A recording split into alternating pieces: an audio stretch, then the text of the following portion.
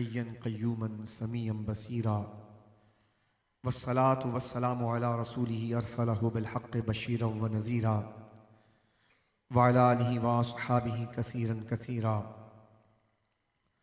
अम्मा बअद फ़अऊज़ु बिल्लाहि मिनश शैतानिर रजीम बिस्मिल्लाहिर रहमानिर रहीम क़ाल अल्लाहु तआला क़द अफ़लह मन तज़क्का सदक़ल्लाहुल अज़ीम इन्नल्लाह व मलाइकतहु युसल्लूना अलन नबी या अय्युहल्लज़ीना आमनू सल्लू अलैहि व सल्लिमू तस्लीमा अल्लाहुम्मा सल्लि अला सय्यदिना व मौलाना मुहम्मदिन साहिबि वजहिल अनवर वल जबीनिल अज़हर सलातन व सलामन अलैका या रसूलल्लाह व अला आलिका व अस्हाबिका या हबीबल्लाह।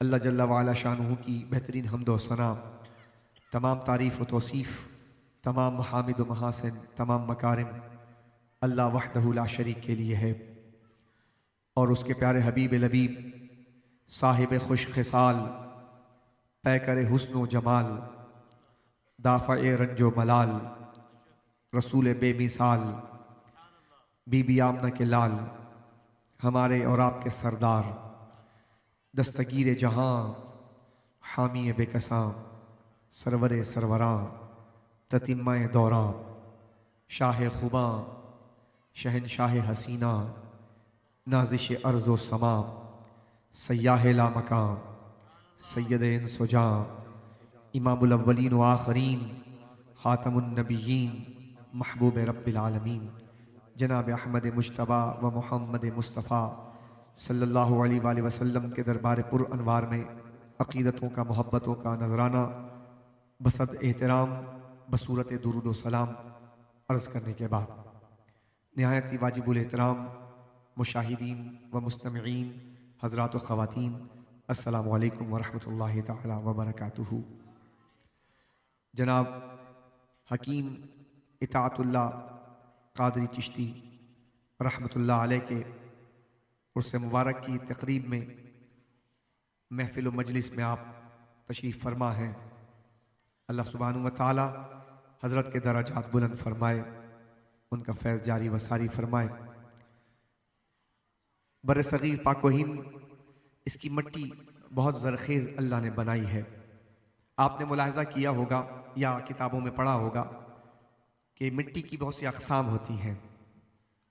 बाज़ मिट्टी ऐसी होती है जो भुरभुरी होती है, बाज़ मिट्टी ऐसी होती है जो चिकनी होती है, बाज़ ऐसी मिट्टी की अक़साम है कि वो अगर किसी एरिया में किसी इलाके में फैल जाए तो उससे मुत्थर थोर आ जाए तो वह बांझ होती है, उसमें अनाज और ज़रात नहीं उगते।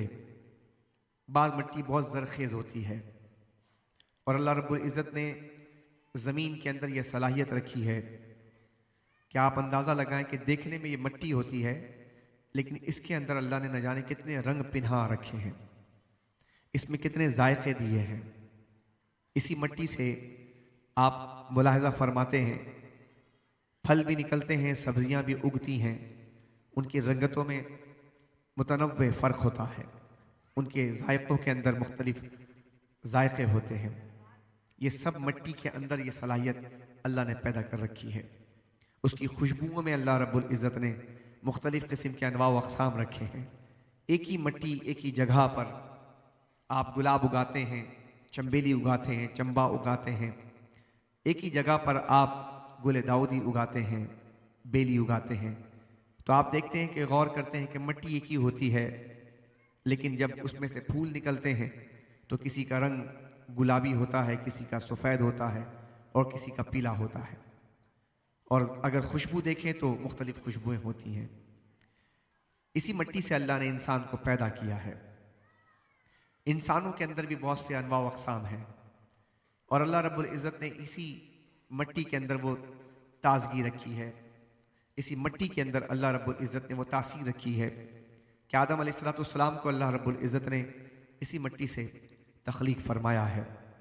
जिस जगह से अल्लाह रब्बुल इज़्ज़त ने हज़रत आदम अलैहिस्सलाम को तख्लीक फरमाया, उस जगह की मिट्टी पर 40 दिन तक अल्लाह ने बारिश नाजिल फरमाई। 40 दिन तक मुसलसल उस पर बारिश होती रही। 39 दिन अल्लाह ने गम की बारिश उस पर बरसाई, और एक दिन अल्लाह रब्बुल इज़्ज़त ने राहत, चैन, सुकून और खुशी की बारिश बरसाई। यही वजह है कि इंसान की ज़िंदगी में अगर पूरी ज़िंदगी 60-70 साल पर मुहित है तो उसमें गम के, मुसीबतों के, परेशानियों के लम्हात ज़्यादा होते हैं और खुशी के, इंबिसात के, मसरतों के लम्हा कम होते हैं। अगर 24 घंटे के शेड्यूल के अंदर आप देखें तो आपको महसूस होगा कि खुशी चंद लम्हों के लिए आती है, फिर काफूर हो जाती है।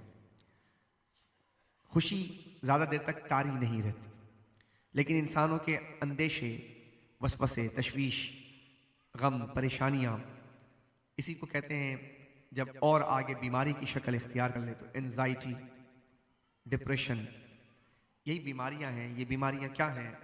ये सोच और फिक्र की बीमारियां हैं, और ये इंसान को गैर शऊरी अंदाज में हासिल हो जाती हैं।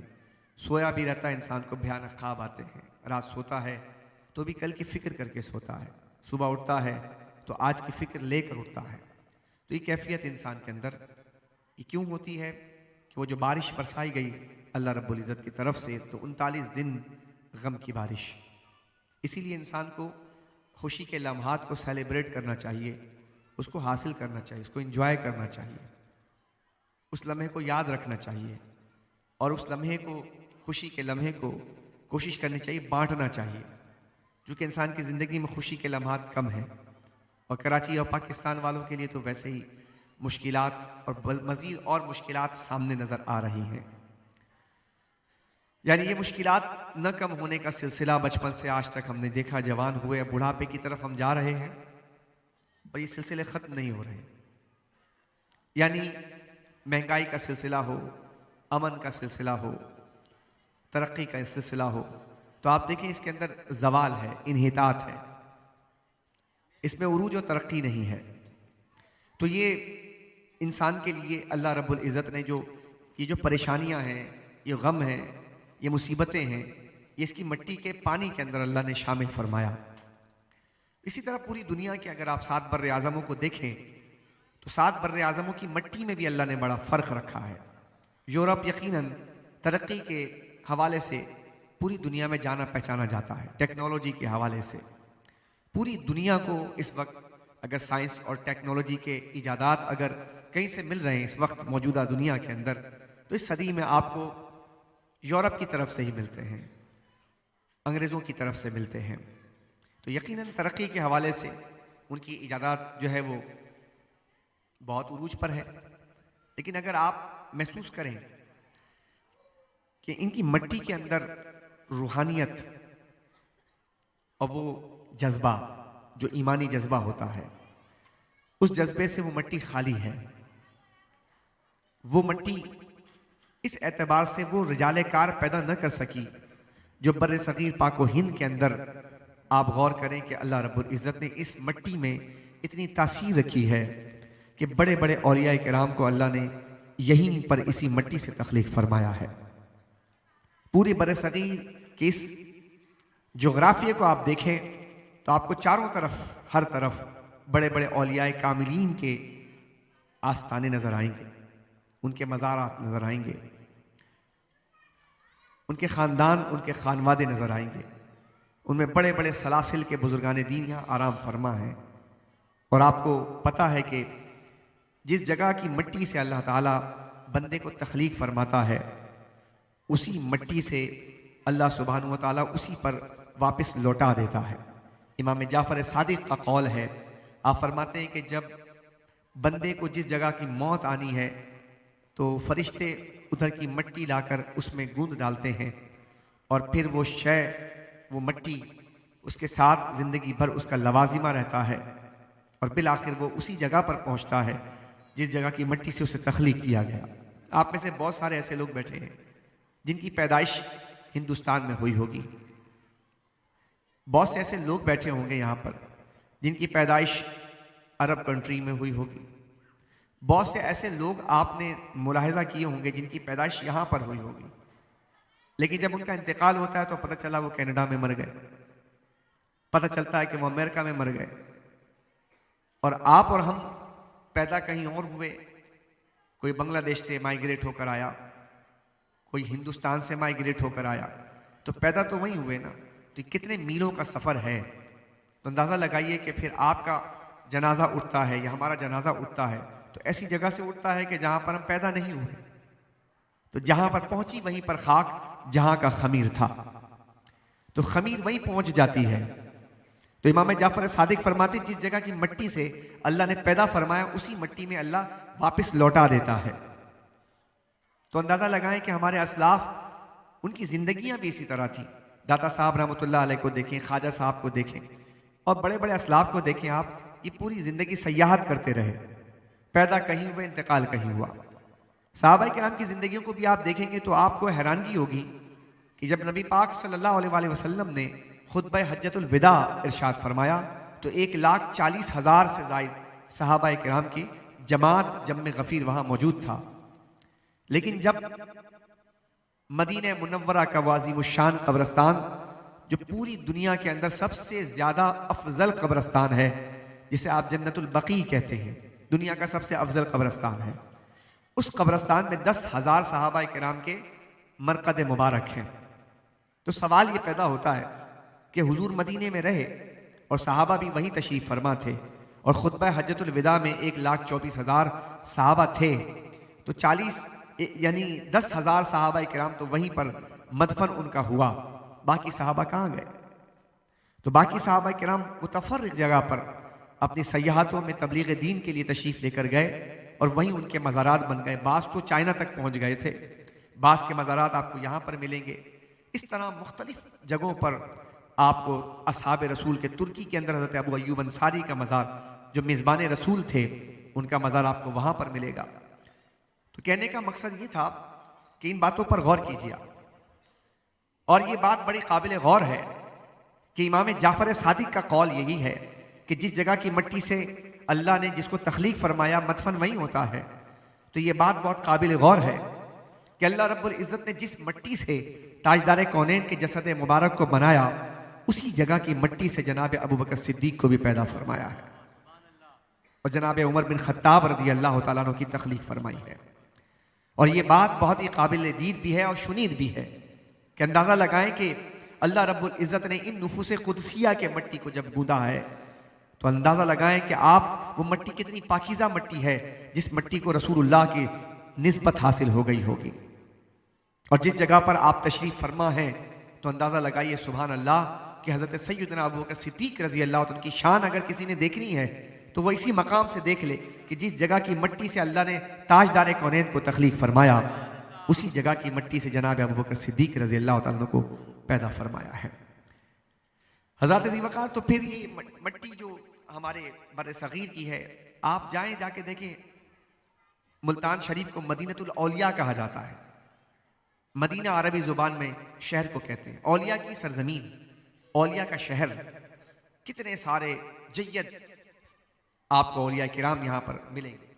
पूरा आप पंजाब शरीफ जाकर पंजाब को देख लें आप, दादा साहब रहमतुल्लाह अलैह जैसी शख्सियत कि जिनके बारे में हज़रत शेख अब्दुल कादिर जीलानी रहमतुल्लाह ताला अलैह, जो इमामुल औलिया हैं, कुतुबुल अख्ताब हैं, दलील आरिफीन हैं, रोशन ज़मीर हैं, आप फरमाते अगर मुझे इनका ज़माना मिलता तो मैं इनके हाथ पर बैत करता। इतनी बड़ी शख्सियत अल्लाह ने इस बर सगीर पाको हिंद में, लाहौर की सरजमीन में अल्लाह रब्बुल इज़्ज़त ने उनका मदफन बनाया है। हम लोग तो ऐसे ही गुजर जाने वाले लोग हैं, हमारे यहाँ कदरदानी बड़ी कम है। हम तो अब तो अपने जाने वाले बुजुर्गों की भी कदर अब भूल गए, जिंदों की तो कदर हमने छोड़ी दी है, अब तो हमने मुर्दों की भी कदर छोड़ दी है। अल्लाह अकबर। अंदाज़ा लगा इतने बड़े बड़े औलिया। हज़रत बहाउद्दीन ज़करिया मुल्तानी रहमतुल्लाह अलैह एक बहुत बड़ा नाम है। हज़रत बाबा फरीदुद्दीन मसूद गंज शकर रहमतुल्लाह ताला अलैह, ये छोटा नाम नहीं है, बड़े बड़े नाम है। ये चिश्ती सिलसिले के जंक्शन है। हज़रत लाल शाहबाज कलंदर रहमतुल्लाह अलैह, उस्मान मरवंदी रहमतुल्लाह अलैह, बड़ा नाम है। आप देखें आपके सिंध की सरजमीन में अब्दुल्ला शाह गाजी रहमतुल्लाह ताला अलैह। इधर जाएं, जिधर चले जाएं आपको तो आपको ये बुजुर्गान दीन के आस्थाने सदियों पुराने हैं, साल हा साल। इधर कौन से पैगंबर आए?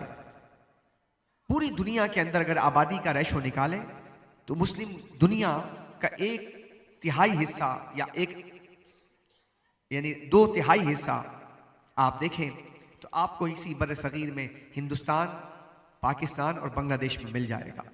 जो मुसलमान हैं, तकरीबन 25 से 30 करोड़ की आबादी हिंदुस्तान में मुसलमानों की बस्ती है। 25 से 30 करोड़ तकरीबन अगर देखा जाए तो पाकिस्तान में है, और इतनी ही आबादी आपकी बांग्लादेश के अंदर। तो 75-80 करोड़ इंसान तो सिर्फ आपका बर सगीर के अंदर रहता है। तो अंदाजा लगाएं कि इस बर सगीर के अंदर इस्लाम कैसे आया। इन बुजुर्गान दीन की वजह से आया, इनकी कोशिशों से आया, इनकी काविशों से, इनकी कुर्बानियों से आया। इनमें 2 बड़े नाम गुजरे हैं हमारे इसी रीजन के, इसी एरिया के, इसी खित्ते के, इसी जोग्राफिया के।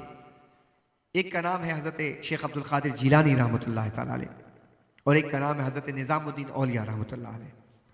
इन दोनों को अलक़ाबात जो मशहूर हुए इनके, एक का लक़ब है महबूब सुबहानी और एक का नाम है महबूब इलाही। औलिया तो सारे महबूब होते हैं, लेकिन इनके नाम के साथ महबूब लगाया गया है। महबूब इलाही, महबूब सुबहानी। महबूब इलाही निज़ामुद्दीन औलिया रहमतुल्लाह अलैह नजीबुत तरफ़ैन सैयद है, बहुत बड़ा नाम है। नजीबुत तरफ़ैन सैयद है, बहुत बड़ा नाम है। इनके आबा व अजदाद ये अरब शरीफ में रहते थे, माइग्रेट होकर ये तशरीफ़ लाए सजिस्तान वगैरह से होते हुए, ये फिर यहाँ लाहौर आए, और लाहौर के बाद फिर ये बदायूं आए। बदायूं का जो इलाका है, ये बदायूं का इलाका उस ज़माने में कुब्बतुल इस्लाम के नाम से मशहूर था। कुब्बतुल इस्लाम, कुब्बा कहते हैं गुम्बद को, इस्लाम का गुम्बद, और इस एतबार से इसे कुब्बतुल इस्लाम कहा गया कि गुम्बद जो है वो शनाख्त होती है, मस्जिदों की शनाख्त होती है, मज़ारात की। देखकर पता चल जाए कि ये गुम्बद किसी खास टाइटल रखता है। तो गुम्बद का मतलब ये है कि बदायूं उस वक्त औलिया किराम और उलमा किराम की सरजमीन था। बड़े बड़े जय्यद उलमा उस वक्त वहां मौजूद थे, और यही मस्कन बना हज़रत निज़ामुद्दीन औलिया रहमतुल्लाह ताला अलैह के वालिदैन के। और यहीं पर आपका निकाह, आपके वालिदैन का निकाह, वालिद गिरामी का निकाह बीबी जुलेखा से हुआ। और बीबी जुलेखा एक बड़ा नाम है, जिनके बतन से हज़रत निज़ामुद्दीन औलिया रहमतुल्लाह अलैह तशरीफ़ लाए। ये बड़ी ज़बरदस्त खातून गुजरी हैं, इस्लाम में बड़ी बड़ी ख़वातीन गुजरी हैं। हमारे यहाँ औलिया किराम का जब तस्करा होता है तो उसमें ख़वातीन जो वलियाँ हैं उनका तस्करा खाल खाल होता है, कम होता है। यही वजह है कि हमारी ख़वातीन जो है वो ला इल्म हैं इन रास्तों से। हमारी ख़वातीन में ज़्यादा जहालत है, तवहुम परस्ती ज़्यादा है, हमारी ख़वातीन में बेअमली ज़्यादा है। अगर आप अपने ख़ानदान के अंदर भी देखें तो आपको अंदाज़ा होगा कि मर्द हजरात के नमाज पढ़ने का रेशो और ख़वातीन के नमाज पढ़ने का रेशो आपको बैयन फ़र्क नज़र आएगा। उसकी वजह यह है कि हम अपने ऊपर तवज्जो देते हैं, मर्द हजरात अपनी महफिलों का एहतमाम करते हैं, लेकिन ख़वातीन जो है वो नाबलद हैं दीनी रास्तों से, दीन की बुनियादों से, दीन के एहसास से। उनके यहाँ जो चीज़ सुन ली जाती है, जो चीज़ कह दी जाती है, वो बेचारी उसी पर ही ईमान ले आती हैं। पढ़ने का रिवाज नहीं हमारे यहाँ, उन्हें दीनी तालीम देने का रिवाज नहीं है हमारे यहाँ। हमारी बच्चियां जो पढ़ रही हैं, जो तालीम हासिल कर रही हैं, इन कॉलेजों यूनिवर्सिटीज़ के अंदर पढ़ रही हैं, और इसी को लेकर फिर वो आगे बढ़ती हैं, इनकी शादी ब्याह कर दी जाती है, और शादी ब्याह के बाद फिर यही नस्लें तैयार करती हैं, और इन्हीं के हाथों में, इनकी गोदों के अंदर आपकी नस्ल तैयार हो रही है। तो हमें इस बारे में गौर करना चाहिए कि हम अपने ख़वातीन को दीनी माहौल प्रोवाइड करें, उन्हें उनके अंदर ये एहसास बेदार करें। जहां पर आप तशरीफ लेकर जाते हैं महफिलों में, वहां पर ख़वातीन को भी लाया जाए। हमारी यहाँ महफिलें होती हैं, महफिलों के अंदर ख़वातीन का भी इंतजाम किया जाए, ताकि ख़वातीन के अंदर अवेयरनेस क्रिएट हो। क्योंकि एक मर्द अगर दीनदार हो जाए तो दीन आपके दहलीज तक तो पहुंच जाता है, नस्लों तक नहीं जाता। लेकिन एक औरत अगर दीनदार हो जाए तो दीन फिर नस्लों तक पहुंच जाता है। उसकी बैयन दलील हज़रत निज़ामुद्दीन औलिया रहमतुल्लाह अलैह की जिंदगी के अंदर उनकी वालदा माजदा के हवाले से नजर आती है। निज़ामुद्दीन औलिया रहमतुल्लाह अलैह के वालिद मोहतरम का इंतकाल बचपन में हो गया। वालदा ने पाला, कसम पुसी की हालत में पाला, वसाइल नहीं थे, हालात अच्छे नहीं थे। मेहनत करके जिंदगी को की गाड़ी को खींचा, आगे धक्का दिया ताकि गाड़ी आगे बढ़े, लेकिन साथ में दीनी माहौल अपने घर के अंदर रखा और ऐसा माहौल रखा बचपन से, अपने बच्चों के जहन के अंदर तौहीद डाली, अपने बच्चों के जहन के अंदर रिसालत की खुशबू पैदा कर दी, उनके बातिन के अंदर तसव्वुफ की रोशनी पैदा कर दी। ये उस मां का एक कलेजा था कि जिसने ये माहौल पैदा किया। हजरत निजामुद्दीन औलिया रहमतुल्लाह अलैह अपने बचपन के हालात बयान करते हुए इरशाद फरमाते हैं, कहते हैं हमारे घर में जब खाने को नहीं होता था, आज भी हमारे घरों के अंदर ऐसे हालात हैं, आ चुके हैं, जो मुतवस्सित तबके पर भी ये हालात आज उनके दरवाजों पर दस्तक दे रहे हैं।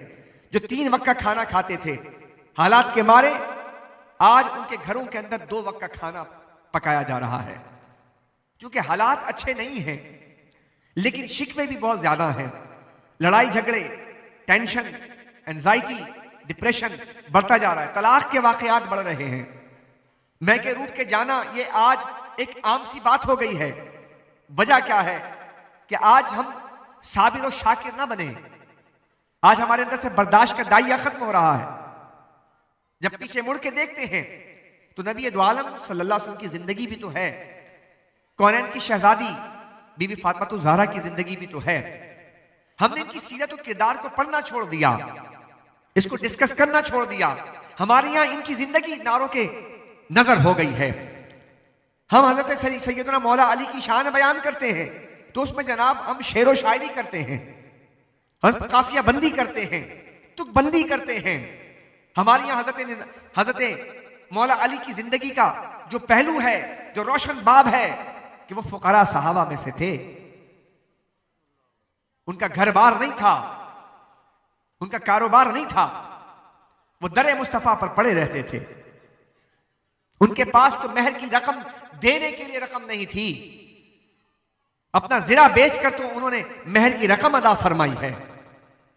इन हालात से गुजरने वाला मौला अली शेर खुदा, जिसका नाम तुम लेते हो शेर खुदा,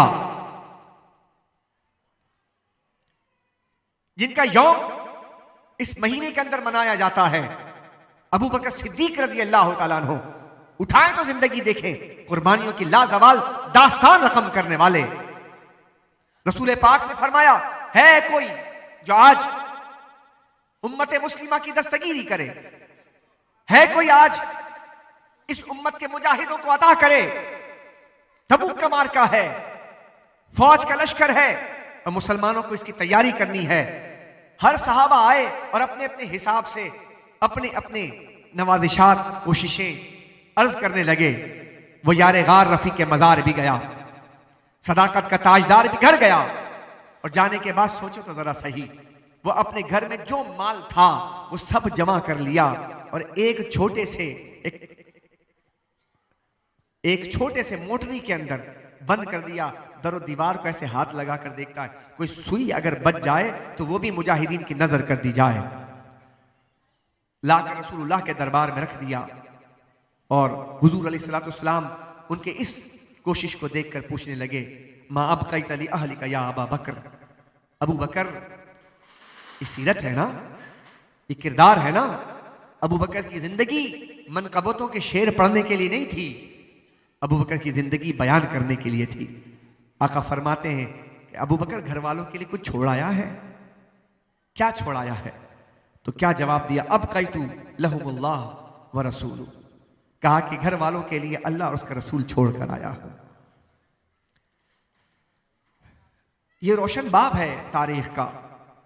जनाब सैयदा फातिमा ज़हरा की जिंदगी देखें आप, घर में कई कई दिन तक चूल्हा ना जलना, चूल्हा ना जलना। हमारे यहाँ तो गैस की वजह से नहीं जल रहा ना, तो सिलेंडर ले आते हैं। उनके घर में चूल्हा का न जलना इस बात पर था कि असबाब नहीं थे, लेकिन फिर भी सब्र और शुक्र था। तो हजरत बीबी ज़ुलैखा, जो हजरत निजामुद्दीन औलिया रहमतुल्लाह अलैह की जो वालदा थी, ये उसी मनहज पर चलने वाली खवातीन थी। तो अपने बच्चों से क्या कहती हैं निजामुद्दीन औलिया फरमाते रहमतुल्लाह अलैह, आप फरमाते हैं कि मेरे घर में जब बचपन में खाने को कुछ नहीं होता था तो मेरी वालदा फरमाती थी कि आज हम अल्लाह के मेहमान हैं, आज हम अल्लाह के मेहमान हैं। तो फरमाते इस जुमले से मुझे मोहब्बत हो गई थी। इस जुमले से इश्क हो गया था कि आज अल्लाह के मेहमान हैं। तो कहते हैं कि हम तमन्ना करते थे कि हमारे घर में खाने को ना हो और माँ ये कहे कि आज हम अल्लाह के मेहमान हैं। बचपन से ये तालीमात जब बच्चों के अंदर आती है और माएँ अपने बच्चों की तरबियत इस अंदाज में करती हैं, जिस जगह पर हजरत निजामुद्दीन औलिया खड़े हैं उनकी माँ का किरदार बहुत बड़ा है। आज हमारी खवातीन मोबाइल से निकले तो कोई बच्चों की तरबियत करे ना। हमारे यहाँ पहले जाकर हाल अहवाल पूछा जाया करता था घर पे जाकर, अब से सबसे पहले वाईफाई का कोड पूछा जाता है। हाल अहवाल बहुत दूर की बात है, पहले वो बताएं। एक आदमी उधर कोने में है, एक आदमी उस कोने में, 4 आदमी घर के अंदर हैं और चारों एक दूसरे से बेगाने हैं। हफ्तों गुजर जाते हैं एक दूसरे के अहवाल दरियाफ्त करते हुए, करीब रह के भी दूर हो गए हम। क्या जमाना आ गया है। एक छोटी सी डिबिया ने इंसान को कितना बेगाना कर दिया है, एक दूसरे से कितना दूर कर दिया है। कितने बेमुरव्वत, कितने बेएहसास हो गए हम। अल्लाह अकबर कबीरा। निजामुद्दीन औलिया रहमतुल्लाह ताला अलैह एक दिन बाबा फरीद की मजलिस में बैठे थे। सुभान अल्लाह कह रहे हैं। क्या लोग थे साहब कि जिन्हें बाबा फरीद की सोहबत मुयस्सर थी। बाबा फरीद ने एक दिन जोश में आकर कहा, निजामुद्दीन मुहिब बनोगे या महबूब बनोगे? क्या बनोगे? मुहिब बनोगे या महबूब बनोगे? तो फिर वही जो माँ की जो तरबियत थी ना, अटेंशन, अटैचमेंट माँ के साथ, वो कहने लगे माँ से पूछाऊं। बाबा फरीद से क्या कहा? माँ से पूछाऊं। आपने फरमाया जाओ दरियाफ्त करके आओ। माँ से पूछने निकले तो रास्ते में एक मजदूब मिला, उन्हें बुलाया, इधर आओ निजाम। हाँ निजाम बताओ, महबूब बनना है या मुहिब बनना है?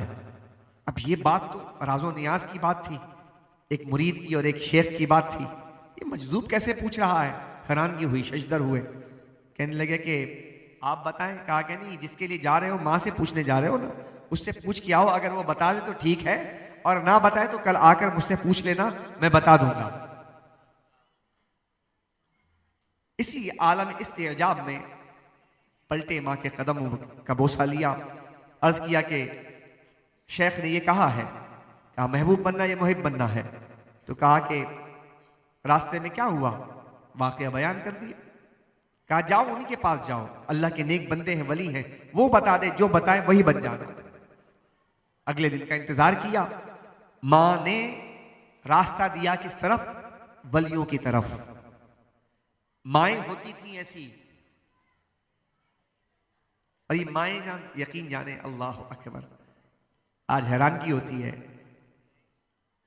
माँ का जो रुतबा है, माँ का जो किरदार है, वो अपनी जगह पर है, लेकिन रुतबा भी बड़ा है कि अल्लाह रब्बुल इज़्ज़त ने अपनी पहचान करवाने के लिए, अपनी मारिफत दिखाने के लिए पूरे मखलूक के अंदर जिस हस्ती की मिसाल बयान की है ना, वो भी माँ की मिसाल बयान की है। अल्लाह ने फरमाया, यानी अल्लाह रब्बुल इज़्ज़त ने फरमाया कि मैं अपने बंदों से 70 माओं से ज्यादा प्यार करता हूं। यानी अपना तारुफ करवाने के लिए अल्लाह ताला ने जिस हस्ती का जिक्र किया है ना, वो माँ है। यानी अंदाजा लगाएं कि माँ की मोहब्बत किस लेवल की है कि अल्लाह रब्बुल इज़्ज़त अपना तारुफ माँ के तारुफ के जरिए करवा रहा है। यानी लोगों, अगर तुम्हें अल्लाह की मोहब्बत का इदराक और शऊर हासिल करना है, अपने घर जा और जाकर अपनी माँ की मोहब्बत देख, और 70 माँ जमा कर। 70 माओं की मोहब्बत जब जमा हो जाएगी ना, समझना अल्लाह इससे भी ज्यादा तुझसे मोहब्बत करता है। तो ये बात कोई मुश्किल तो नहीं है। माँ की मोहब्बत को समझना कोई मुश्किल काम तो, चूंकि हर आदमी माँ से ही पैदा होता है, तो घर में माँ मौजूद है ना, तो माँ से, माँ की मोहब्बत देखिए चूमती कैसे है। सर्दी की रात में उसके पैम्पर को, उसके लंगोट को कैसे चेंज करती है। पेशाब कर दे तो जनाब सर्दी के दिनों में गरीब के अगर वो लेवे के अंदर या बिस्तर के ऊपर कर दे तो अपना वजूद डाल देती है और अपनी गरमाइश उसे देती है, तपिश उसे देती है। ये माँ की मोहब्बत है ना, ममता है ना, उसकी रहमत है। तो ये रहमत उस माँ के अंदर अल्लाह ने डाली है। और फिर फरमाया, लोगों अपने माँ बाप के पास आया करो। याद रखना, जो अपने बाप और माँ को समझते हो ना कि अनपढ़ है अनपढ़, अनपढ़ बाप हो या अनपढ़ माँ हो, अल्लाह तबारक व अंगूठा छाप भी बाप होगा ना, अल्लाह उसको इतनी तालीम देकर भेजता है कि एक बच्चों की परवरिश कैसे करनी है। अंगूठा छाप ना अगर बाप है तो अल्लाह ताला उसको इतनी समझ बूझ देकर पैदा करता है कि उसे अपने बच्चों की परवरिश कैसे करनी है। मां भी अंगूठा छाप हो ना, कभी आपने देखा होगा, कभी गौर किया होगा, ये क्या चीज है। शादी होती है लड़कियों की, नई नई लड़कियां होती हैं, शादी हुई, 20 साल की लड़की है, शादी हुई, सुबह उठाएं उठे ना, फजर में उठाएं उठे ना, गौर कर रहे हैं आप। शिकवा होता है, माएँ भी कहती थी कि सुबह उठाते उठती नहीं है, बहू उठती नहीं है भाई। आज बहू के मामले में सास यही कहती है, शिकवा करती है, शादी करके लेकर आया, सुबह उठती नहीं है, 11 बजे उठती है, 12 बजे उठती है। लेकिन अल्लाह रब्बुल इज्जत 1 साल के बाद उसके घर में चांद सा बेटा या बेटी अता कर देता है। वही लड़की जो माँ को भी शिकायत थी, उसकी माँ को भी, उसके सास को भी, कि उठती नहीं है, अब उसके घर में एक चांद सा बेटा या बेटी आ जाती है। अब रात 3 बजे तहज्जुद का वक्त हो, बस खाली बेटे या बेटी की आवाज आती है, अब किसी को उठाने की जरूरत नहीं, खुद उठाकर अपने बच्चे को प्यार करती है। ये मोहब्बत कैसे आती है? ये अल्लाह रब्बुल इज्जत ने माँ के अंदर ये मोहब्बत रखी है, ये ममता रखी है। तो लिहाजा माँ की मोहब्बत और बाप की मोहब्बत को समझो कि अल्लाह रब्बुल इज्जत ने उनको कैसे रखा है। और फिर अल्लाह रब्बुल इज्जत ने इरशाद फरमाया, जब माँ का और बाप का तज़किरा किया तो फरमाया कि इनके पास जब आया करो तो अपने परों को समेट कर आया करो, अपने परों को समेट कर आया करो। यानी क्या बताया कि जब परिंदा उड़ता है ना, जब उड़ता है तो पर खोल लेता है, और जब जमीन की तरफ आता है तो पर समेट लेता है। तो फरमाया कि देख लोगों, जब तुम बिजनेस के दुनिया में जाओ तो अपने पर खोल लिया करो, साइंसदान बनो तो पर खोल लिया करो, तुम एक बेहतरीन आर्किटेक्ट बनो, पर खोल लिया करो। जिंदगी की तमाम तरक्कियों में, उलूम में मनाजिल को तय करने के लिए पर खोल कर बुलंदियों की तरफ जाओ, जहां जाना है जाओ। एक बहुत बड़े बिजनेसमैन बन जाओ, पर खोल लो। एक बहुत बड़े दौलतमंद बन जाओ, पर खोल लो। तुम वजीर बन जाओ, सफीर बन जाओ, पर खोल लो। लेकिन याद रखना, ये बुलंदी की तरफ जाने के लिए पर खोलना है। तू अगर वजीर बन जाए, सफीर बन जाए, बादशाह बन जाए, दौलतमंद बन जाए, तू बहुत बड़ा साइंसदान बन जाए, तेरे पर खुले रहे, लेकिन जब तू पलट कर अपने वालिदैन के पास आना तो अपने पर को समेट कर आना, यहां पर नहीं फैलाना। मतलब समझते हो? यहां नहीं बताना अब्बा आपको कुछ नहीं आता, यहां ये नहीं कहना अम्मा तुम्हें पता क्या है, नहीं, का उफ से कोई नीचे लफ्ज नहीं है। डिक्शनरी के अंदर उठाकर देखें, उफ तकलीफ में लफ्ज क्या आता है? कभी कोई तकलीफ होती क्या निकला? उफ, अल्लाह, हाय, ये आगे के अल्फाज है। लेकिन पहला लफ्ज क्या आता है? कभी कोई चोट लगे, उफ, यही लफ्ज आता है ना भाई? जरा जोर से बोला, ऐसे ही है ना? डिक्शनरी में उफ से नीचे कोई लफ्ज, अल्लाह ने फरमाया ये लफ्ज भी वालिदैन के लिए मत कहना।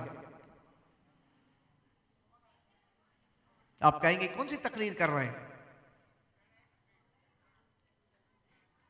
इन्हीं तकरीरों की तो उम्मत को जरूरत है। इंतकाल का वक्त आ जाए करीब, बहुएं, सास और ससुर का इंतकाल हो जाए,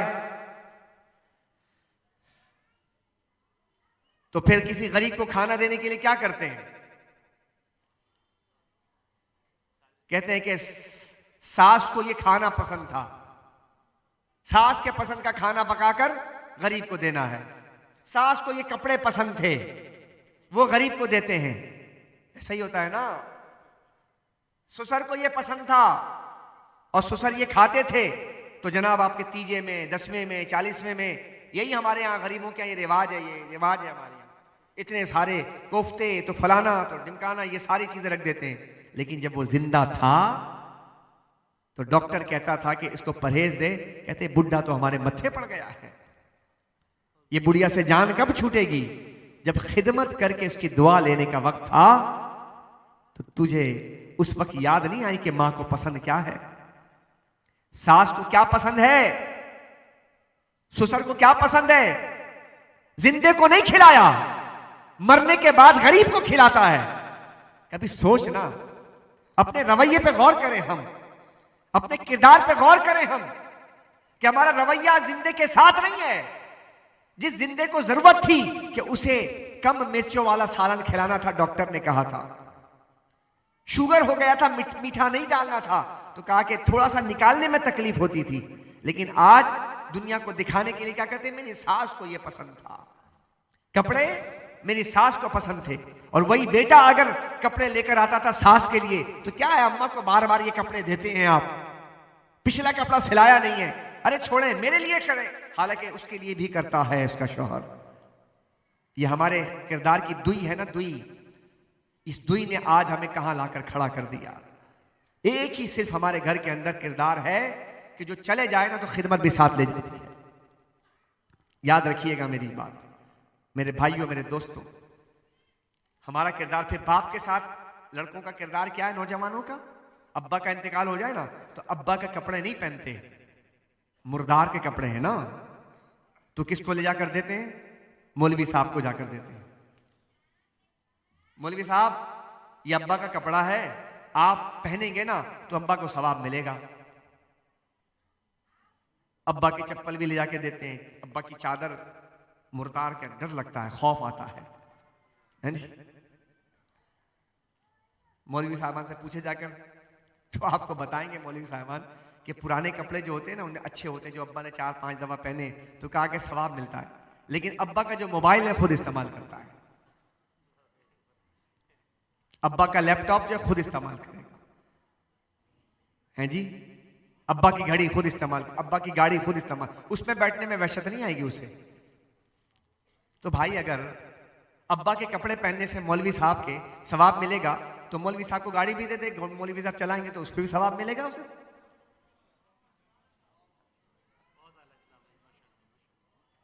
है भाई, लैपटॉप दे दे, वो तो जायज सी बात है, वो गंदी चीज तो देखेगा ना, तू तो गंदी भी चीज देखेगा। तो लैपटॉप दे दे, मौलवी साहब को दे दे, कम से कम उसमें कुरान और हदीस की बातें कोई टाइप कर लेंगे।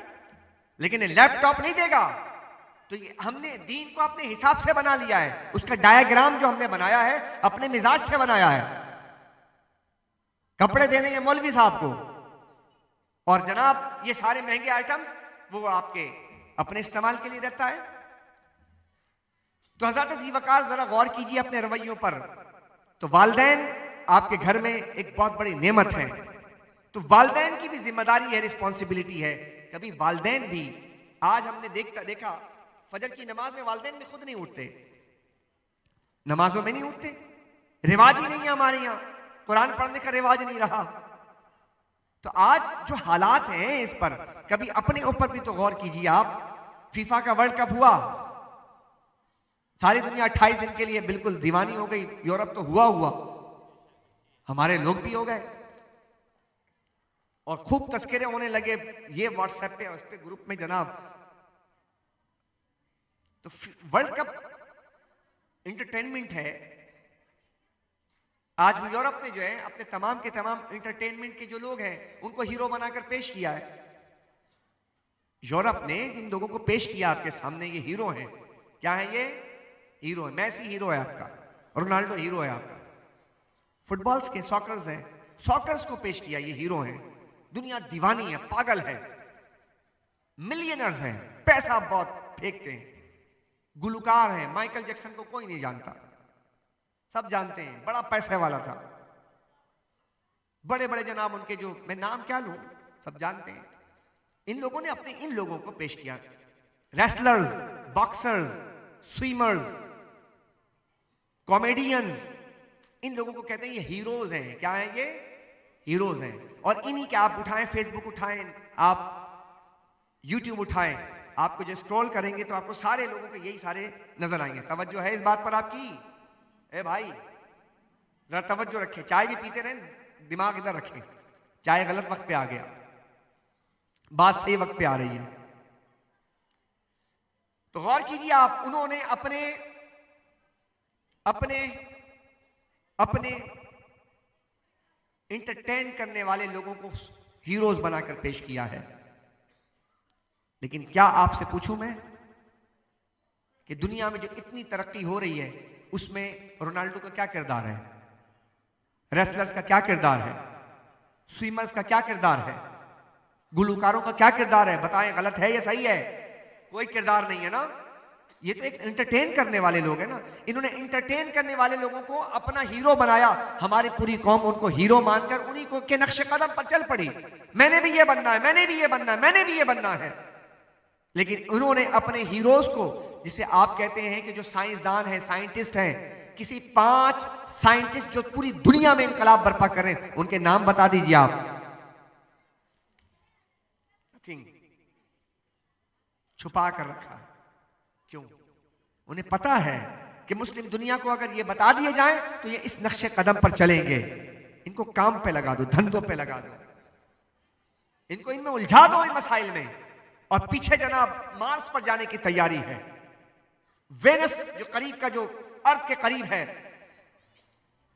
एलन मस्क पूरी दुनिया के अंदर सबसे पैसे वाला आदमी, वो क्या करना चाह रहा है?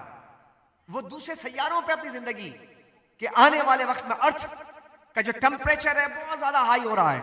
अब यहां से जब दुनिया भागेगी तो अब उस अर्थ यानी कि जो अर्थ से करीब है उसको भी ऐसा ही बनाया जाए, उसके लिए कर रहे हैं। उसके पीछे वर्किंग चल रही है, काम हो रहा है।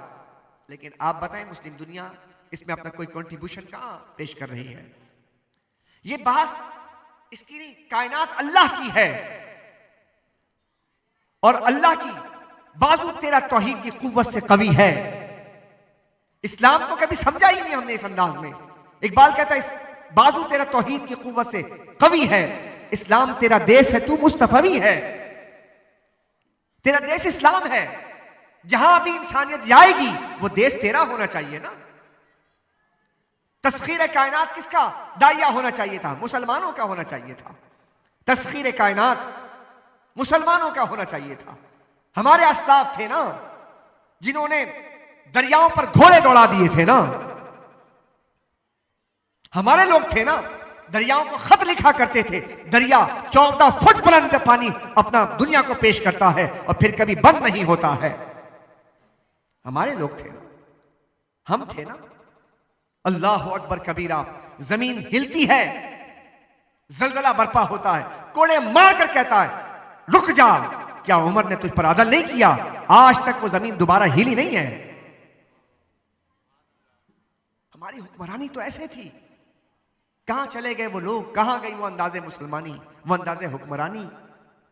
रसूलुल्लाह सल्लल्लाहु अलैहि वसल्लम जो तालीमात लेकर आए उस पर जब चली है कौम, तो अल्लाह रब्बुल इज्जत ने न सिर्फ जमीन की बादशाहत, आसमानों की बादशाहत भी अता की। तो हज़रत ज़ीवकार, यही निजामुद्दीन औलिया रहमतुल्लाह तआला अलैह, महबूब वापस पलटे, बात चली थी यहां से। आज सुबह के वक्त देखा तो वहां देखा वो बंदा ही नहीं है। लोगों से पूछा कहां कहा? उसका तो इंतकाल हो गया। कहा इंतकाल हो गया? कहां है? कहा फला जगह जाके। उसका तो कोई पुरसाने हाल नहीं था, तो ऐसा ही आदमी था। देखा तो एक चारपाई पे लेटे हुए। जाकर करीब जाकर निजामुद्दीन औलिया रहमतुल्लाह ने पूछा, कहा कि बताओ तो जरा सही, आपने मुझे कहा था आना और फिर आप चले गए दुनिया से, तो मुझे बताएगा कौन के महबूब बनना या मुहिब बनना है? बस ये बात कहनी थी।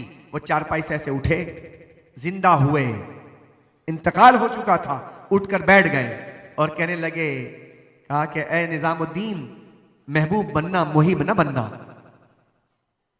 महबूब बनना मुहिब न बनना। मुहिब बनेगा ना तो फिर ना तुझे कफन मिलेगा ना दफन मिलेगा, ऐसे पड़ा रहेगा। इसकी आजमाइशें बहुत ज्यादा हैं। क्या बनना? महबूब बनना। तो निजामुद्दीन औलिया रहमतुल्लाह अलैह महबूब बने, और ऐसे महबूब बने कि लोग आज भी उनको महबूब इलाही कहते हैं। कितने महबूब बने, अल्लाह अकबर। इनके एक मुरीद थे अमीर खुसरो। क्या नाम था? अमीर खुसरो। आज हमारे यहाँ जो बैत है ना, बैत, ये बैते जो बैत करते हैं आज हमारे यहाँ, ये बैत बरकत की बैत है। बैत तयम्मुन, बरकत की बैत। बस खाली शेख के पास जाना होता है हमारा, बैत बरकत के लिए करते हैं कि निस्बत मिल जाए। फिर आप कहते हैं कादरी हूं मैं, फिर अत्तारी हूं मैं, शाजली हूं मैं, चिश्ती हूं मैं, ये लगा लेते हैं हम अपने साथ। ये जो लोग थे ना, इनकी बैत थी बैत इरादत। बैत इरादत, इरादत वाली बैत थी। इसमें मुजाहिदात थे, इसमें रियाजतें थी, इसमें तहज्जुद थे, औराद वज़ाइफ थे। शेख जैसा कहता, शेख की सोबत में बैठते थे, कई साल रहते थे।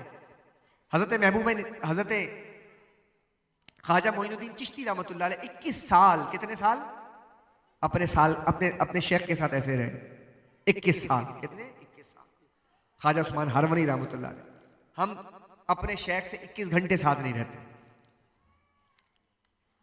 क्योंकि हम एक उर्स की महफिल में आए ना, तो उसकी महफिल में आकर के समझे तो चीजों को, बस आकर चले जाएं। और उसके बाद महफिल हुई थी, माशाल्लाह बड़ा अच्छी महफिल हुई थी, तकरीर बड़ी अच्छी हुई थी, नात खानी बड़ी अच्छी हुई थी।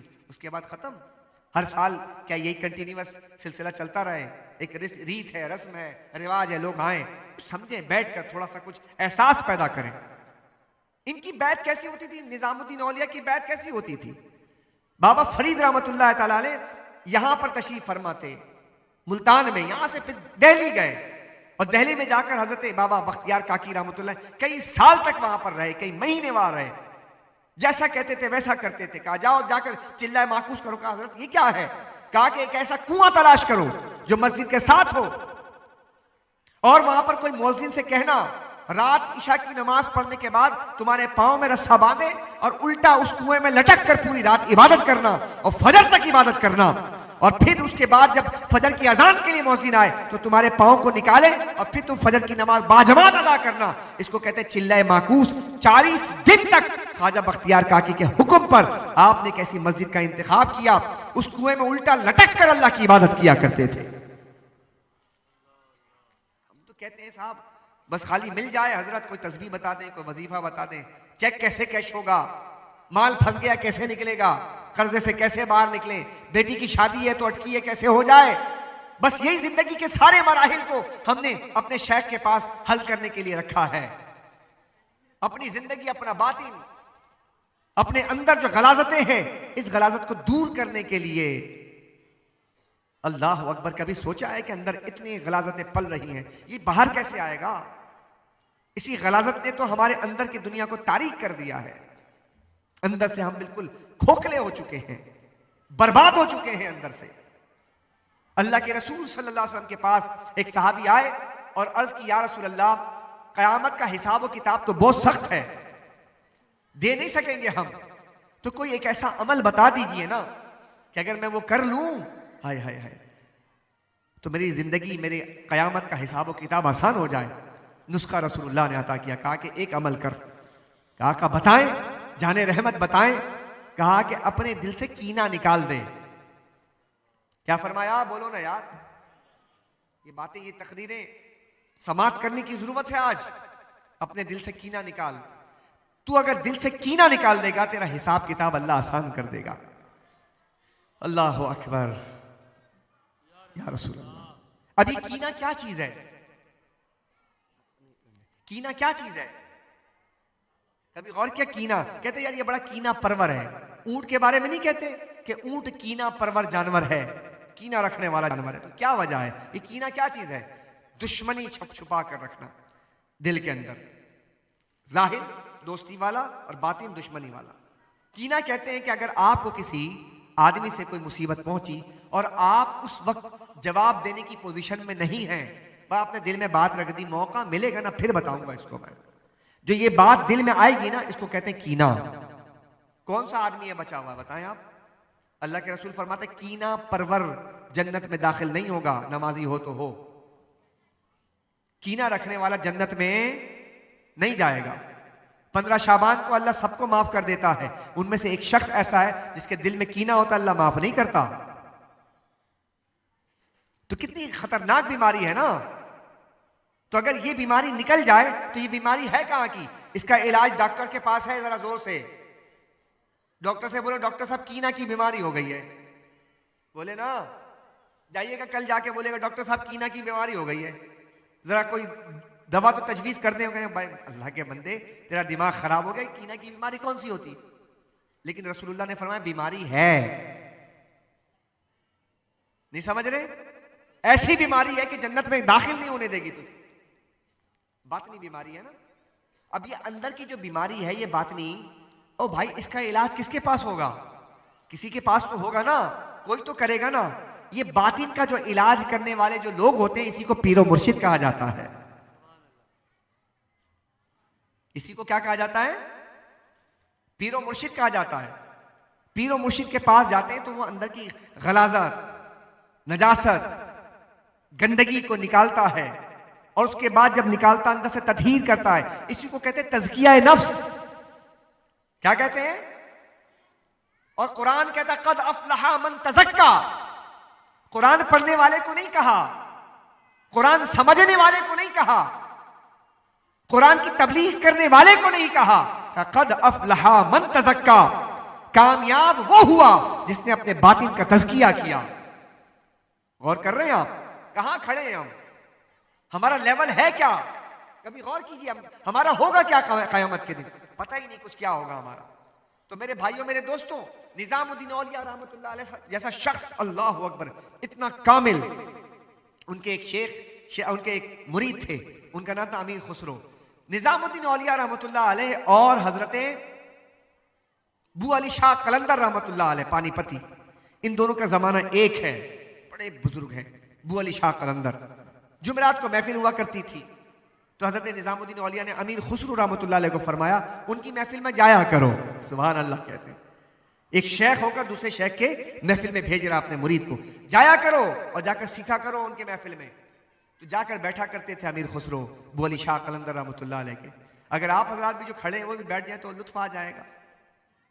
जो हजरात तशरीफ फरमा है बैठे, अगर गुफ्तगू अगर आप मौकूफ कर देंगे तो इंशाअल्लाह मैं बड़ा जबरदस्त हसीन तस्करा रख रहा हूँ। ये तस्करा ऐसा तस्करा है, ये ऐसी मजलिस का तस्करा है जैसे अमीर खुसरो ने अपने अशार में बयान फरमाया था। अमीर खुसरो बैठे हैं तो एक दिन बू अली शाह कलंदर फरमाने लगे, कहने लगे मैं रसूलुल्लाह की कचहरी में जाता हूँ, हुजूर की महफिल में जाता हूँ, हुजूर की महफिल में बैठता हूँ। मैंने हुजूर की महफिल में तुम्हारे शेख निजामुद्दीन औलिया को नहीं देखा, तुम्हारे शेख निजामुद्दीन औलिया को नहीं देखा।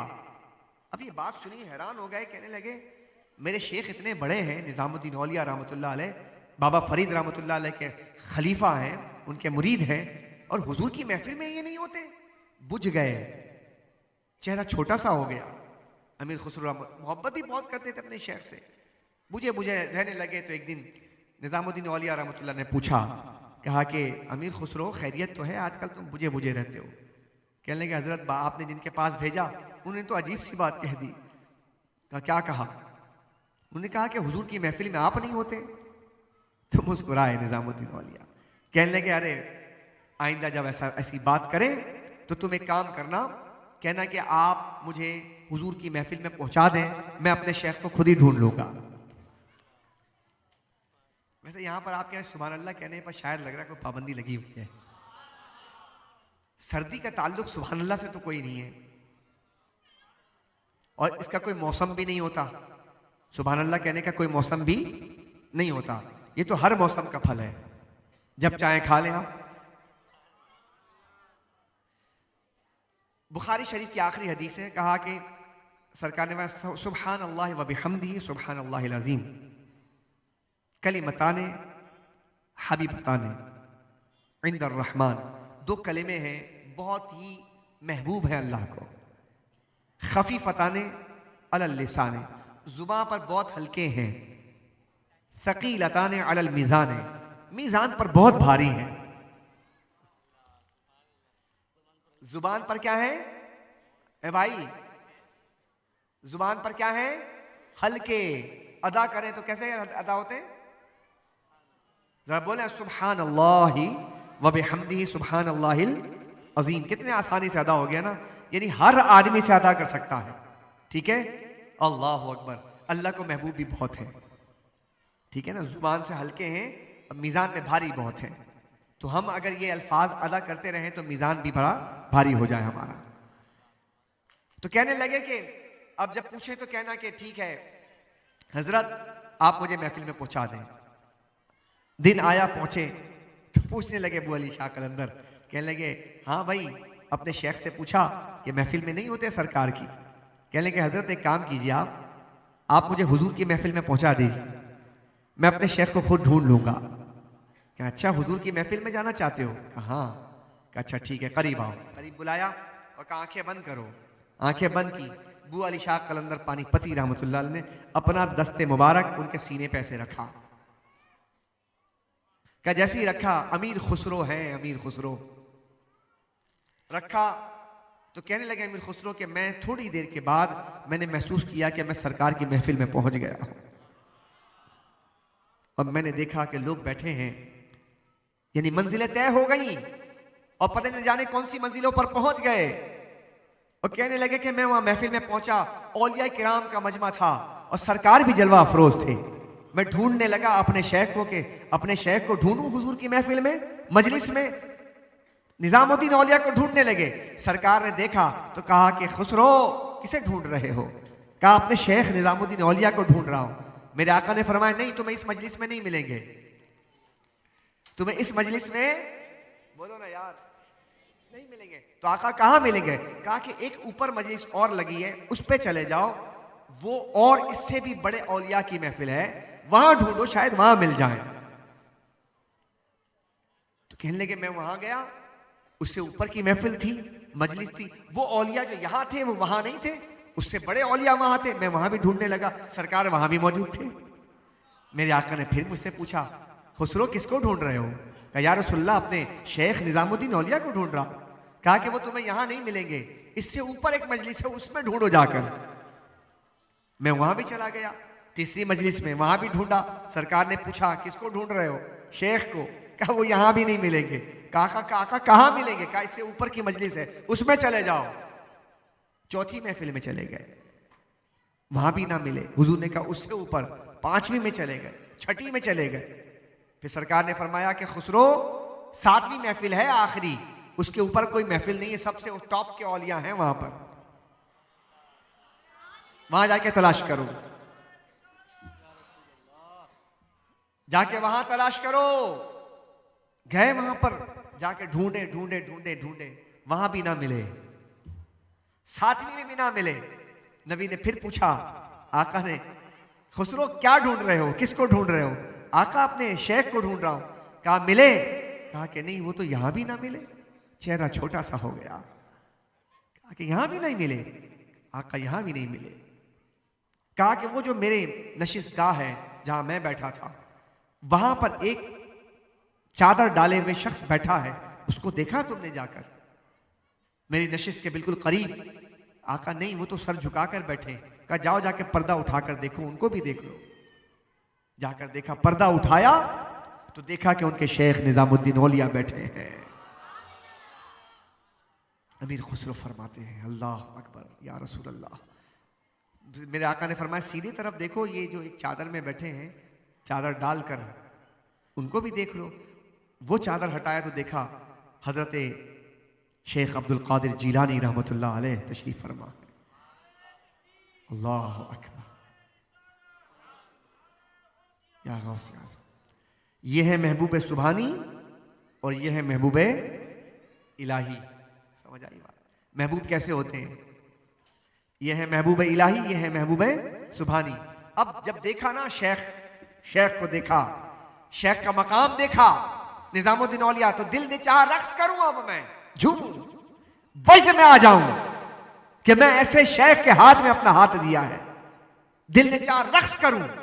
अब जब रक्स करने का दिल चाहा ना, तो बस उसी वक्त हजरत बू अली शाह कलंदर ने अपना हाथ हटा लिया।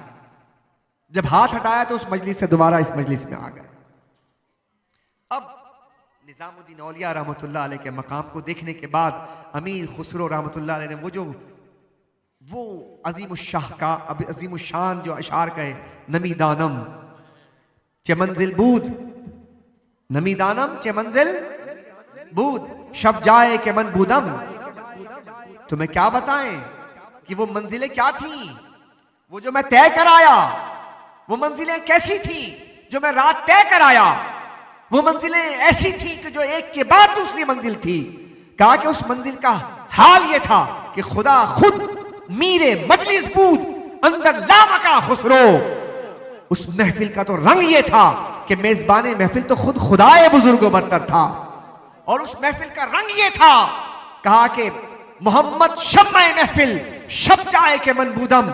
उस महफिल में रात हो आया था जिसका मेजबान अल्लाह था, और शम्मे महफिल मुस्तफ़ा था, और वहां पर निजामुद्दीन औलिया जलवा अफरोज थे। ऐसी भी महफिलें होती हैं भाई। तो अल्लाह का महबूब कैसे बना जाता है भाई? ये लोग तो बहुत ही रियाजत और मुजाहिदात के बाद वहां पहुंचे। कुरान करीम ने एक नुस्खा दिया है, सुनो, एक नुस्खा दिया है महबूब बनने का नुस्खा। हम महबूब कैसे बने? सवाल है ना कि महबूब बनना है, सब ने बनना है, महबूब कैसे बने? खाली दारों से बन जाए? माशाअल्लाह रैली में गए थे, बड़े नारे लगाए थे, महफिलें सजाई हैं। हमारे यहाँ महफिल सजती है ना साल में, तो महफिल सजती है, दीन तारी नहीं हो रहा है हम पर। जुमला दे रहा हूं मैं, जुमला दे रहा हूं। क्या बोला मैंने? दीन तारी, हुजूर की मोहब्बत तारी नहीं हो रही है, आ रही हो चली जा रही है। मिसाल के तौर पर महफिल होती है हमारे घर में, हमारे घर की खवातीन दुपट्टा बना लो, शॉल ले लो, स्कार्फ ले लो नए, महफिल होने वाली है ना भाई, इसलिए जनाब वो जाए महफिल का एक रंग और डेकोरम बना लिया। उसके बाद फिर पूरी जिंदगी पर्दा नहीं करना, सर पे दुपट्टा भी नहीं रखना। ये मर्द बैठे हुए इतने सारे, अभी जितने ये बुजुर्ग लोग जिनकी सफेद दाढ़ी है, थोड़े बहुत बुजुर्ग बैठे हैं, इनके सर पे टोपी है, इन्हीं के सर पे टोपी रहती है। बाकी जितने लोग हैं उन्होंने कहा महफिल में जाना है टोपी पहन लो, महफिल में जाना है टोपी पहन लो। उसके बाद फिर महफिल खत्म हो गई, टोपी किधर गई और हम किधर गए? हमारी टोपी सिर्फ मजलिसों में रहती है, महफिलों में रहती है। कभी सरकार दो आलम को देखा है बगैर टोपी के? नबी की जिंदगी में कभी देखा है? कोई रिवायत ऐसी मिलती है तुम्हें कि हुजूर बगैर टोपी के घूमते थे? बहुत सुन्नतें बयान करते हैं ना, सर नंगा नहीं होता था, बरहाना नहीं होता था। हुजूर की सुन्नत है या तो टोपी पहनते थे या अमामा पहनते थे। तो हम पर मोहब्बत रसूल तारी नहीं हो रही ना। अगर तारी होती, दाढ़ी है, दाढ़ी रखेंगे, फैशन वाली दाढ़ी रखेंगे, लेकिन सरकार ने जो दाढ़ी रखी वो दाढ़ी नहीं रख रही, तो ये फैशन वाली दाढ़ी तारी नहीं हुआ। अगर दीन तारी हो जाता तो पता है फिर आप फैशन नहीं देखते, मुस्तफा का जमाल देखते कि हुजूर ने कैसा पसंद किया है। हम नहीं कर रहे ऐसा। तो हुजूर नबी करीम सैयद आलम सल्लल्लाहु अलैहि वसल्लम की जो सुन्नत है या मोहब्बत है, उसको तारी करें अपने ऊपर, दीन को तारी करें अपने ऊपर। और दीन तारी कब होगा? जब आप मोहब्बत रसूल को ओढ़ना बिछोना बना लें। आप मोहब्बत रसूल क्या है, महबूब कैसे बनते हैं? कुल इन कुंतुम तुहिब्बुनल्लाह, हबीब कह दीजिए कि अगर तुम अल्लाह से मोहब्बत करते हो फत्तबिऊनी, तो मेरी इत्तिबा करो, युहब्बिबकुमुल्लाह, अल्लाह तुम्हें महबूब बना लेगा। इत्तिबाए रसूल वाहिद रास्ता है जो आपको और मुझे महबूब इलाही बना देगा। इत्तिबाए रसूल, सुबह से लेकर रात तक पूरी जिंदगी को आप उसका मैकेनिज्म बनाएं कि हुजूर क्या करते थे इस वक्त, हुजूर ने जिंदगी कैसे गुजारी है। हम अपने आदत के मुताबिक जिंदगी गुजारते हैं। शरीयत क्या कहती है, तबीयत क्या कहती है। अगर तू तबीयत के मुताबिक जिंदगी गुजारेगा तो हशर यही होना है, और अगर शरीयत के मुताबिक जिंदगी गुजारेगा तो फिर तेरा खात्मा ईमान के साथ भी होगा, दीदार मुस्तफा के साथ भी होगा। हुजूर नबी करीम सल्लल्लाहु अलैहि वसल्लम करम फरमाएंगे ना अपने उस गुलाम पर जिसने सारी जिंदगी इत्तिबाए रसूल में गुजारा है। अल्लाह अकबर। हजरत ज़ीवकार अपने सुबह से शाम तक के शेड्यूल को बनाए। चंद एक मकामात इसकी निशानदेही करके गुफ्तगू खत्म कर रहा हूं, आप यानी सम अप कर रहा हूं पूरी इस गुफ्तगू को कि हम अपनी जिंदगी में इत्तिबाए रसूल को ढालने के बाद महबूब कैसे बने। नंबर 1, पैदाइश के वक्त, अपने बच्चों के पैदाइश के वक्त, पैदाइश हो उस वक्त इत्तिबाए रसूल देखें कि इत्तिबाए रसूल क्या है। इत्तिबाए रसूल ये है कि जुबान बच्चे के मुंह के अंदर जो पहली ग़िज़ा आ जानी चाहिए किसी मुत्तकी और परहेजगार की डालो। इत्तिबाए, इसको कहते हैं तहनीक। क्या कहते हैं? तहनीक। किसी यानी कि मस्जिद के आलिम हो, मुत्तकी हो, खानदान के बुजुर्ग हो, उनके जुबान से कोई चीज लगाकर और अपने बच्चों के मुंह में डाले ताकि आपके बच्चों में अच्छे औसाफ पैदा हो। पहला काम।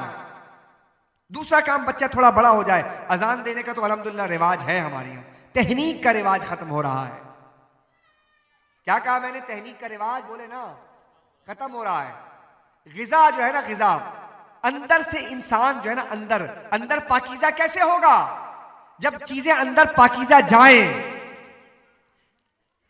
भाई इनकमिंग पर तवज्जो दीजिए, आउटगोइंग खुद ठीक हो जाएगा। इनकमिंग पे तवज्जो दें, आउटगोइंग ठीक हो जाएगा। इनकमिंग क्या है? आंखों से देखना है, आंखों से बेहयाई ना देखें, आंखों से बेशर्मी ना देखें, इनकमिंग अच्छी हो जाएगी। कानों से नाजायज ना सुने, इनकमिंग अच्छी हो जाएगी। मुंह से हराम ना खाए, इनकमिंग अच्छी हो जाएगी। यही चीज तो अंदर जा रही है ना, यही गलाजत बनती है, यही नजासत बनती है, यही अंदर परागंदा करती है। निगाह से गलत जाएगा, अंदर बातिन के अंदर अंधेरा होगा। कानों से गाने सुनोगे, अंदर निफाक पैदा होगा। मुंह से हराम खाओगे, इबादत का ज़ौक़ छिन जाएगा। लिहाजा मुंह से हलाल खाओगे, ज़ौक़ बढ़ जाएगा। कानों से कुरान सुनोगे, अंदर रोशनी आएगी। आंखों से हया देखोगे तो अंदर अल्लाह अकबर, अंदर का दिल रोशन हो जाएगा। इंसान आंख, कान और जुबान को ठीक कर ले भाई, ये तीन चीजों पर गौर करें, इनकमिंग पे गौर करें। तो देखें आप, पहली चीज अपने बच्चों के मुंह में जो ग़िज़ा डाले, ग़िज़ा। कान में क्या इनकमिंग क्या है? अजान कहनी है, सुभान अल्लाह कहना, कान कहनी है, इनकमिंग अच्छा करना है। मुंह में ग़िज़ा देनी है तो किसी बुजुर्ग के लुआब लगाकर। सरकारे दो आलम जब इस दुनिया में तशरीफ फरमा थे, सहाबा किराम के बच्चे पैदा होते थे, हुजूर के दरबार में ले आते थे। हुजूर तहनीक फरमाते, तहनीक। हुजूर ऐसे खजूर लेते थे और उसको मुंह में लगाते थे और बच्चे के मुंह में डाल देते थे। क्या मुबारक बच्चे थे वो यार, जिनको आक़ाए दो जहां के लुआब दहन की निस्बत हासिल हो जाया करती थी। सुभान अल्लाह। आज आप भी कोशिश करें। फिर उसके बाद जब बच्चा बड़ा हो जाए ना, बच्चा बड़ा होने के बाद क्या करना है सुने। मेरे नबी ने इरशाद फरमाया, आका करीम फरमाते हैं, बच्चा जब बड़ा हो और जुबान से कुछ कहे, कहा कि पहला जुमला उसे सिखाओ अल्लाह। क्या सिखाओ? ये इत्तिबाए रसूल है। अपने बच्चे को पहला जुमला ला इलाहा इल्लल्लाह सिखाओ। जब वो सेंटेंसेस कहने लग जाए, जुमले कहने लग जाए, तो कहा ला इलाहा इल्लल्लाह मुहम्मद रसूलुल्लाह उसे सिखाओ। बच्चे को पहला कलिमा ये सिखाओ। ये आपकी पहली रिस्पॉन्सिबिलिटी है। अव्वल ठीक हो गया, अव्वल ठीक हो गया। दो जगह बहुत इंपॉर्टेंट है, हयात का पहला स्टेप और आखिरी वक्त। मेरे आका फरमाते हैं, लक्किनु मौताकुम ला इलाहा इल्लल्लाह। जब तुम्हारे मुर्दे मरने लगे ना, नज़ा का वक्त आ जाए, तो कहा कि उसे तलकीन करो। क्या करो? बोले तलकीन करो, ला इलाहा इल्लल्लाह मुहम्मद रसूलुल्लाह। आका फरमाते, जिसका आखिरी कलेमा ला इलाहा इल्लल्लाह हो जाए, अल्लाह उसको जन्नत अता फरमा देता है। इन दो को ठीक करना है हमने। बोले इरादा कर लेते हैं इंशाअल्लाह। अब इसका तरीका क्या होगा अपने मुर्दों को तलकीन करने का? हमारी यहां गलती हो जाती है। तरीका यह है कि जब किसी की नज़ा का वक्त करीब आ जाए, रूह निकलने का वक्त करीब आ जाए, महसूस हो जाता है नज़ा का वक्त आ गया है, गरगरा हो रहा है, और कैफियत ये होगी कि रूह निकले, अब निकले कि तब निकले, तो वहां पर उनके रिश्तेदारों पर लाजिम है कि इर्द गिर्द जितने खड़े हैं बुलंद आवाज से कलमा तैयबा पढ़ने लग जाएं। इसको तलकीन कहते हैं। क्या कहते हैं? इसको तलकीन कहते हैं। और जैसे ही मुर्दे की जुबान से ला इलाहा इल्लल्लाह निकल जाए, सब खामोश हो जाए। ये तरीका है, तलकीन का तरीका समझ लें, ये तरीका है। उसके बाद अगर कोई बात कह दी, वो जो इंतकाल करने वाला करीबुल मर्ग है, तो कहा फिर कलमा तैयबा बुलंद आवाज में पढ़ो। उसे कहो नहीं पढ़े आप, ना कहें, क्योंकि नज़ा की तकलीफ बहुत होती है। कहीं इनकार ना कर दे, तकलीफ में इनकार ना कर दे, क्या आप तुम लगा के रखे हो, छोड़ो मुझे, दवा में नहीं पीनी, मैं नहीं कह रहा। खुदा न खास्ता ये जुमला कह दे तो आखिरी जुबान से जो कलमा निकलेगा तो कहीं कुरान कलमा तैयबा की ताईद में ना निकले, बल्कि उसकी नफी में ना निकल जाए। इसलिए मुर्दे को या करीबुल मर्ग को आपने ये नहीं कहना, बल्कि उनके सामने बुलंद आवाज से कहना। और जैसे ही जुमला निकल जाए ना, उसके बाद स्टॉप कर दें। एक गलती क्या करते हैं, बेटियां आती हैं, बहुएं आती हैं, बच्चे आते हैं, आने के बाद वो बेचारा इंतकाल करने के करीब होता है, माँ हो या बहन हो या मर्द हो या औरत हो, तो आकर हम अपनी पहचान करवाते हैं। अब्बा अब्बा देखा आप, मैं कौन हूं, बताओ मैं कौन हूं। तू कौन है, तेरे पहचानने से उसका क्या जाएगा? समझ रहे बात को? समझ आ रही कुछ बात मेरी? वो कुछ समझ आ रही मेरी बात? लक्किनु मौताकुम ला इलाहा इल्लल्लाह, जाके तू अपनी पहचान करवा रहा है। तेरी पहचान से क्या मिलेगा उसे? अब्बा मुझे पहचानो, मैं कौन हूं, अम्मा देखो मैं आ गई, ये नहीं कहना। वो आखिरी वक्त आया है, उस वक्त अगर तू उसके साथ भलाई करना चाहता है या चाहती है तो बुलंद आवाज से कलमा पढ़। अगर तूने ये कर दिया तो तेरी माँ और तेरे बाप के लिए तूने बहुत बड़ा तोशा तैयार करके रखा है। ये कितनी बड़ी गलती कर रहे हैं हम, कर रहे या नहीं कर रहे? तो लिहाजा ये चंद चीजों को समझने की जरूरत है। इसी तरह जब सुबह का वक्त हो तो अपने सुबह का आगाज नमाज फजर से कीजिए और अल्लाह के हम से कीजिए ताकि पूरा दिन हमारा अच्छा गुजरे। रात का वक्त आ जाए, अल्लाह के रसूल ने फरमाया अल्लाहुम्मा बिस्मिका अमूतु व अहया, ये कलेमा कहकर सोया कर। और सबसे बढ़कर इस्तिग़फ़ार, 100 मरतबा इस्तिग़फ़ार। लोगों को माफ करने की आदत बना लीजिए, आदत बनाएं माफ करने की। इस वक्त बड़े हालात अच्छे नहीं, माफ करें, दिल में कीना ना रखें, दरगुजर करें, दरगुजर। अपने घर में खानदान में देखें किससे नाराजगी है, मना लो मना लो मना लो यारो, मना लो किसी को यारो। मेरे आका फरमाते हैं कता रहमी करने वाले की उम्र तंग कर दी जाती है, कता रहमी करने वाले के रिस्क को तंग कर दिया जाता है। मेरे आका फरमाते हैं सिला रहमी किया कर, रिश्तों को जोड़ा कर, अल्लाह तेरे रिस्क में कुशादगी फरमा देता है। जो रूठे हुए मना लो, जाकर मना लो। जुमले हैं चंद दिन के हैं, एहसास रह जाता है, एहसास रह जाता है, एहसास रह जाता है। लिहाजा मेरे भाइयों, मेरे दोस्तों, इत्तिबाए रसूल करेंगे, अल्लाह महबूब बना लेगा। उम्मीद करें इंशाअल्लाह कि रात जब सोएं तो हमारे रात में ये कान में हेडफोन लगाकर सोने वालों और मोबाइल की बैटरी की जान जब तक ना ले लो आंख नहीं लगती। तौबा करो इन चीजों से, पीछे आ जाओ। कोशिश करो कि मोबाइल फोन है ना, इसको अपने दस्तरस से दूर रखा करो। सोते वक्त अगर चाहते हैं आफियत में आना चाहते हैं ना, तो अपने मोबाइल फोन को सोते हुए अपने बिस्तर से दूर रखें, दूर, और अलार्म लगाकर सोएं तो इंशाअल्लाह अज़्ज़ा वजल। अच्छा, लोग कहते हैं कि साहब वो फजर की नमाज में आंख नहीं खुलती, अक्सर की नहीं खुलती ना, नहीं खुलती ना आंख, तो आपने यार नमाज फजर पढ़ा करें। कहते हैं कोशिश तो बहुत करते हैं। क्या कहते हैं? कोशिश तो कौन सी कोशिश करते हैं आप? यही कोशिश करते हैं कि रात में सोए उसके बाद ना उठने की कोशिश करते हैं। उठने की कोशिश तो यह है कि आप एक अलार्म खरीद के लाइए, एक पिंजरा ले लीजिए, पिंजरे के लिए एक ताला ले लीजिए, बस ये कोशिश है।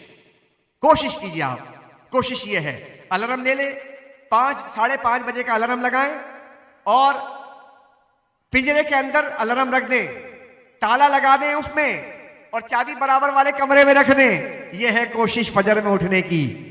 अब जब अलार्म बजेगा ना, अब बजने के बाद आपकी आंख खुली तो अब उसको बंद कैसे करेंगे भाई? बंद करने के लिए बराबर वाले कमरे में जाना होगा, चाबी लानी होगी, ताला खोलना पड़ेगा और खोलने के बाद फिर उसमें हाथ लगाना पड़ेगा। ओ भाई चुप हो जा, अब इतनी देर में तो नींद, बोलिए ना। इसको कहते हैं कोशिश। यह है कोशिश फजर में उठने की। अगर आप धोखा दे रहे अपने आप को या किसी और को तो सुन लीजिए, अल्लाह के रसूल सैयद आलम सल्लल्लाहु अलैहि वसल्लम इरशाद फरमाते, जो शख्स फजर की नमाज में पांव फैला के सोया रहता है और सूरज निकल जाता है, कान में शैतान आकर पेशाब कर देता है, पूरे दिन उसके जहन में गलाजत का अंबार रहता है, न उसके कारोबार में बरकत रहती है, न उसकी ज़िंदगी में बरकत रहती है। तो कोशिश कीजिए फजर की नमाज से अपनी ज़िंदगी का आगाज़ करें। उम्मीद करें इंशाअल्लाह फजर पढ़ेंगे। ये सामने मस्जिद है, ये रही मुस्तफ़ा मस्जिद। आप कितने खुश नसीब लोग हैं। क़ारी निसारुल हक़ क़ादरी साहब रहमतुल्लाह तआला अलैह, कितनी सारी ज़िंदगी उन्होंने दर्स कुरान दिया, लोगों को जगाया। आप तो माशाल्लाह अल्लाह के वलियों के पीछे नमाजें पढ़ा करते थे। सुभान अल्लाह, अल्लाह ने उन्हें मिना में मकाम दिया। इताअतुल्लाह साहब यहाँ रहते थे और भी न जाने कितने बुजुर्ग क़ुर्ब जवार में होंगे। फजर की नमाज में कोशिश कीजिए, जिस दिन फजर की नमाज में आपने उठने की आदत डाल ली, बस उस दिन अपने आप को कहिएगा हाँ मैं नमाजी बन गया हूँ, मैं नमाजी बन गया हूँ। अल्लाह हम सबको नमाजी बनाए, गाजी बनाए, अल्लाह हमें हाजी बनाए, अल्लाह हमें कारी बनाए। वमा अलैया इल्लल बलाग मुबीन।